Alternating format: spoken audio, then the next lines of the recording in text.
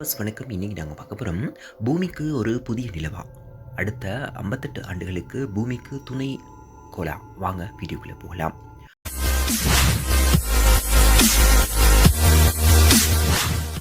2025 BN7 எனும் விண்கல் பூமியின் இரண்டாவது நிலவு போல 2083 வரை சுற்றி வரும் என அமெரிக்காவின் நாசா அறிவிச்சிருக்கிறாங்க. பூமிக்கு ஒரு நிலவு மட்டுமே உள்ளது. சராசரி தூரம் 3.84 லட்சம் கிலோமீட்டரா சொல்றாங்க.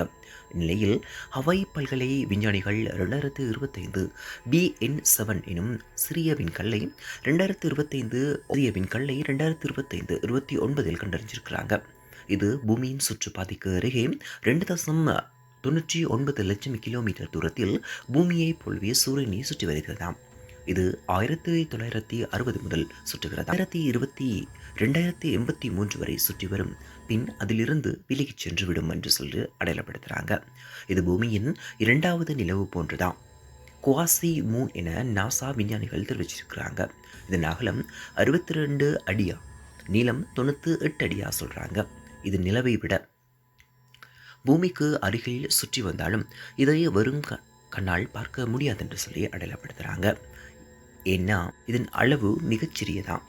சக்தி வாய்ந்த தொலைநோக்கி உள்ளிட்ட உபகரணங்களால் மட்டுமே இதனை பார்க்க முடியுமா?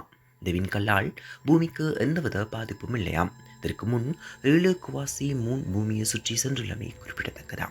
ஓகே, நாங்கள் அடுத்த சந்திப்போம். வீடியோ பிடிச்சிருந்தா லைக் பண்ணுங்கள், ஷேர் பண்ணுங்கள், சப்ஸ்கிரைப் பண்ணுங்கள்.